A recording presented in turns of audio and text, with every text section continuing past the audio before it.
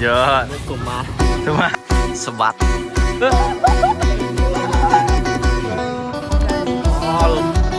ดีใจเลยพี่มีสีแดงกว่าเจ้าเชฟบอแซ่บใช่ครับสมรสสมมาเลยกระป๋อง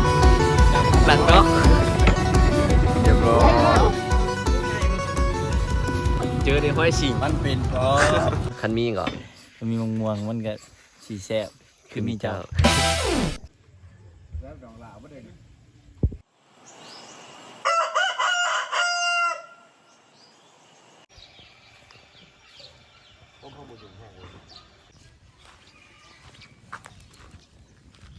ตอนนี้ขี่ไปแซ่ตอนนี้ไปดงแปลว่ายังดวงดิปลาซึกมันคล้ายๆปลาซึงวันมาอยู่ไทยเลยปลาซึงวันไก่วะเดี๋ยวพอดไก่อยู่ประมาณ2 มื้อประมาณ2 ชั่วโมงหอดเนาะ40 โลไปแล้วกระบอกไทยเลยไปซับ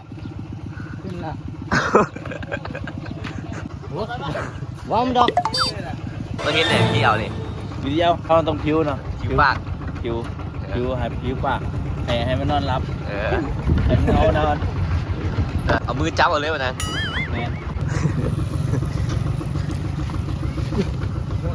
น้ำตัวนี่น้ำตัวเซียนตีเนาะเซียนรถตีเต้าสิงเฮ้ยตีสิงเนี่ยตีสิงเนี่ยเซียนโอ้เนี่ยเซียนเยอะ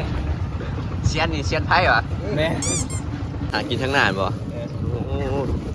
มีชิ้นงัวมั้งนะขายเครื่องได้เสบียงละเดียวกับพ่อตีเอาลายธงเนาะลายธงเอาชุดธงเอาธงเดียวเห็นจองเลยซื้อเห็นแล้วบ่มีอยากเห็นแต่เราเก็บ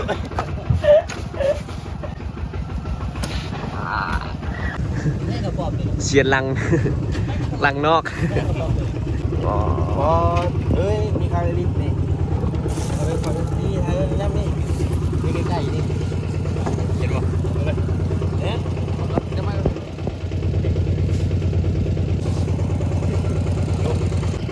เด็บแหละมาเอา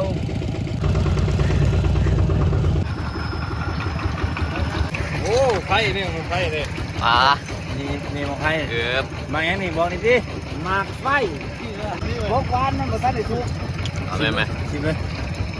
หวานชิมนายพันอุตมะต้องนำเพื่อนไปใช่ไหมไปกินมะพร้าวบ่ครับโอ้เจ้าว่าจะไปกินว่าไปกินเลยพอไปกินกินแล้วให้กินแล้วโอ้เอากระเป๋าไปเจ้าสุดท้ายแล้วหัวให้ไรในยูทูบเนี่ยคือวิธีชีวิตชายบ้านเนาะไปใส่ทักทายกันเนาะแม่มียังปั่นกันกินเนาะชีวิตดีไทยบ้าน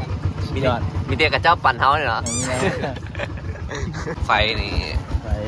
ที่ไทยนี่อย่ามักอย่างไทยนี่มาไผ่ของแท้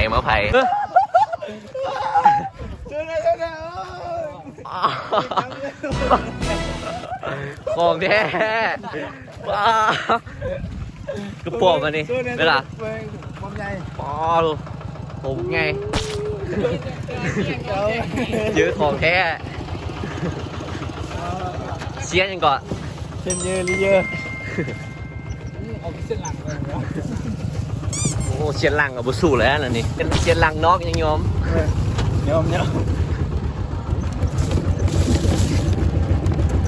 พอเสร็จละครึ่งทางแล้วอ่ะแม่เดินทางแล้วใช่คำว่ากำลังชีเกินทางสมุนไพรถูกไหมแม่ตีเบปซี่ซาลาลูตี้บีซีได้ลูกได้เนี่ยเจอสมรสสมมาเลย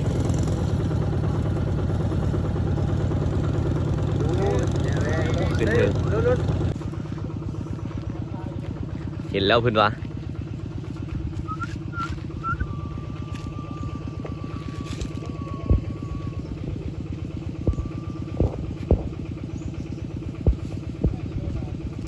เรียบร้อยเจอเซียนเซียนรถ เชียนรถ สมรส สมรส สมรสมา สมรสสมมาเลย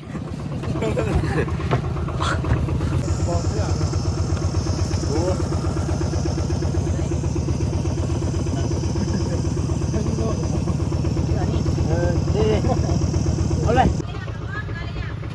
เรียบร้อยแล้วเจอเชียนรถเยอะ เซเว่นข้างหน้าวะ แมนมินิบิ๊กซี มีอย่างอีกเซเว่นละ มินิบิ๊กซี อันนี้บิ๊กซีแล้วก็คาเฟ่ แบบนี้ อเมซอน แบบนี้จ้ะ กับ KFC ถ้าเบิ้งเลยเนาะเขาใช้เบิ้งเนาะ ตอนนี้อยู่เส้นโด่งๆอยู่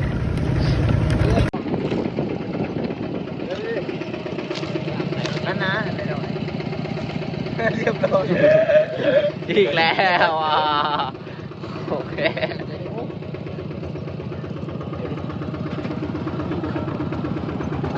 เอารถเนาะ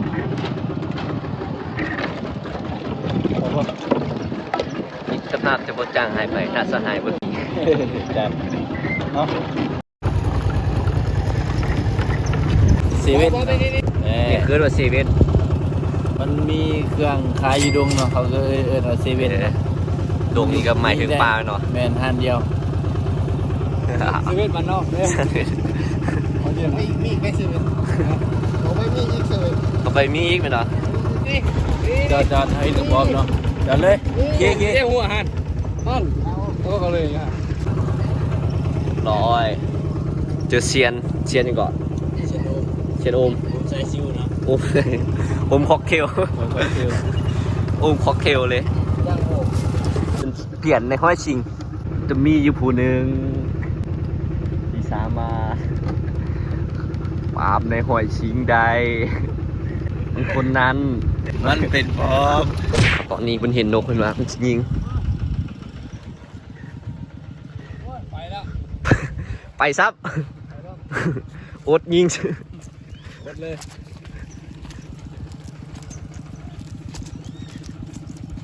ไอ้นี่ลูกปืนมีนาย การใช้ได้จริงโอ้ลูก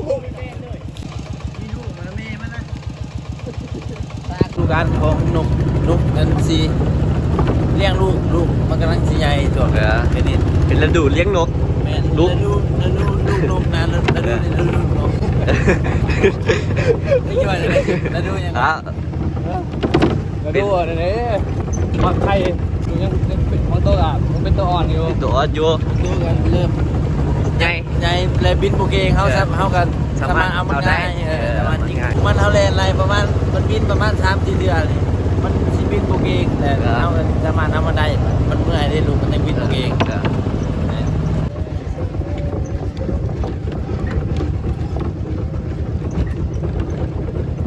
ตอนนี้เรากำลังจิกล่าวเข้าไปในดงเนาะเรากำลังจิมอ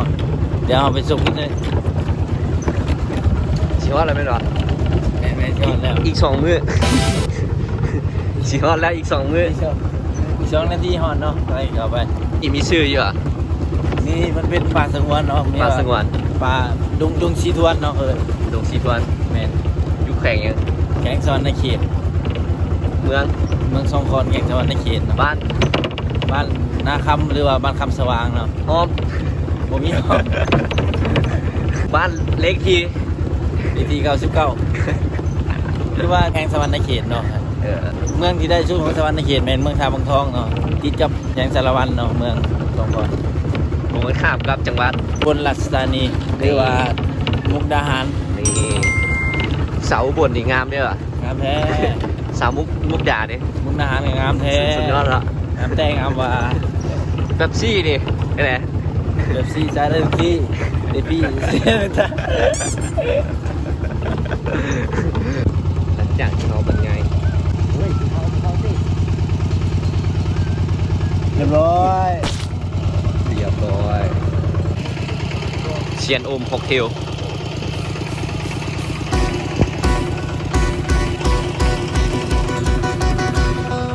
เอ้าปล่อยมันด้วยก็ยอมขึ้นมาความพยายามอยู่ใส่ความพยายามก็อยู่หันหลัง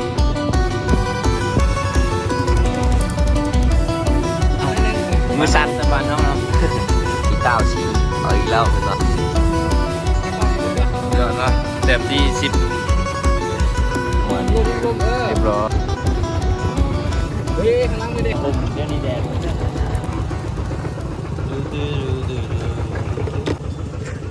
นี้ไปเดินทางเข้ามาเชียร์ฮอดเลยเนาะสนามมันเป็นสวนเนาะสวนบางไม้สวนของเพิ่นเนาะคนในบ้านมาชีมาลักกินของเพิ่นเนาะ จัดไปปลาซักชิดเนาะตัว ขี้ไก่ต้องได้ก้ม ขี่กายตัวไหนก้มมันก้มมันก้ม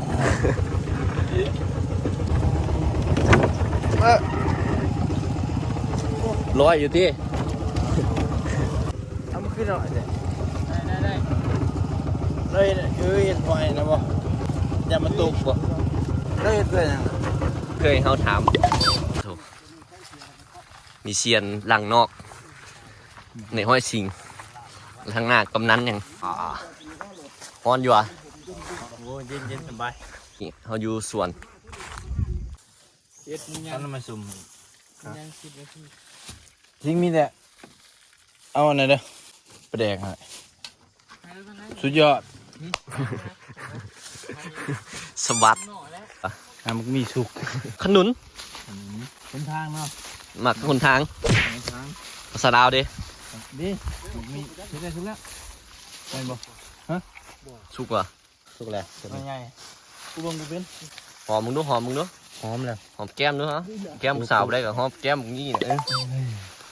หอมปะนี่นอนเขาได้บางมีเขายังบ่ลืมคอนเซปต์กระป๋อมเขา ไอ้ลังนะว้าวเจอลังพอคลิปนี้เนาะกระป๋อมสปปลาวหลายมาเลยตอนทำอย่างดี ไอ้ลังนั้นเจอไอ้ลังนี่ไอ้ลังนี่เป็นไอ้ลังยัง ลังเนาะลังหน้าคำ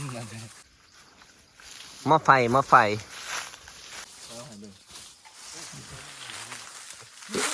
ทิ้งไปหาจากบ่เห็นโอ้มันย่างไปผมโอ้ยนี่อยู่ได้หาเราต้นโอ้ยมันบ่เห็นแต่เสียง แบบนี้เนาะมาพอคนบ้านเดียวกันก็คือใจเก็บของเพื่อนเนาะใจบ้านเฮาทำนี่เนาะ สุดยอดเลย ยอดเลย มี โอ้แล้วกระป๋องกาบ่ เจนลีเยอร์ เจียวยังกับบุ้งเจียวยัง บ่ฮู้ เจียวอยู่อะ จะเปียครับ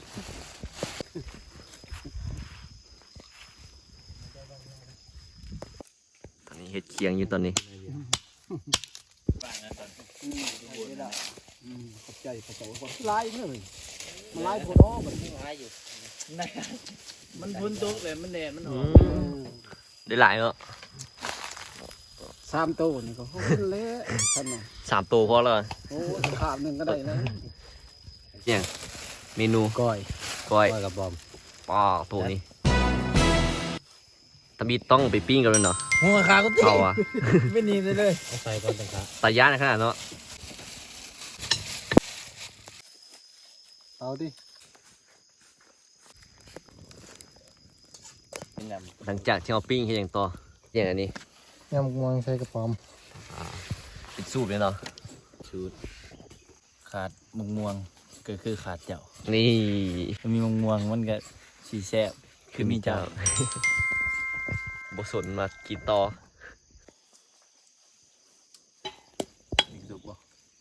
เดือนละตู้ก็ได้เดือนละนอนก่อนก็ได้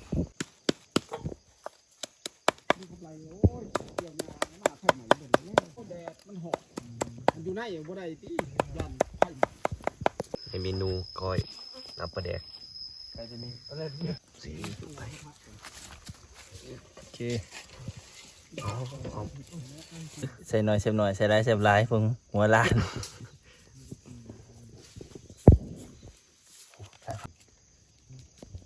เชฟเชียนลังลังนอก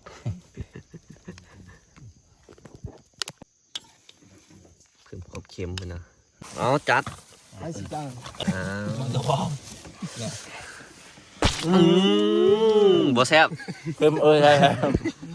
ได้เต็มยาวๆโอ้ยเนาะพักมันก็พักหูกวง เจ้าอ่ะพักหูกวง ใส่เลยนี่คำใหญ่เยอะครั้งแรก มันจะหอม ปลาใหญ่บ่ต้องมีโต๊ะดูลากระล้อมวงกันได้ข้าวเหนียวน้ำพริก อาหารง่ายๆน้ำเย็นๆมีเสียงหัวกับหมู่พวกที่มีความสุขกลางธรรมชาติบางครั้งความสุขบ่จำเป็นต้องแล่นหาให้เมื่อยเพียงแต่มีหมู่นั่งข้างๆมีอาหารง่ายๆต่อหน้าธรรมชาติก็พร้อมที่จะโอบกอดเฮาอย่างที่เฮาเป็นมาเสมอ เอากระสิปิดคลิปเพียงแต่ทำนี้เนาะ นี่ ชมกันคลิปหนะเข้าใจ เสียนอ่ะ เรื่อย เสียนเตื่อยเสียนในห้อยสิงเสียน เปลี่ยนโดงก็มีเยอะเนาะ สำหรับคลิปนี้ก็มีเท่านี้นะ พบกันคลิปหน้า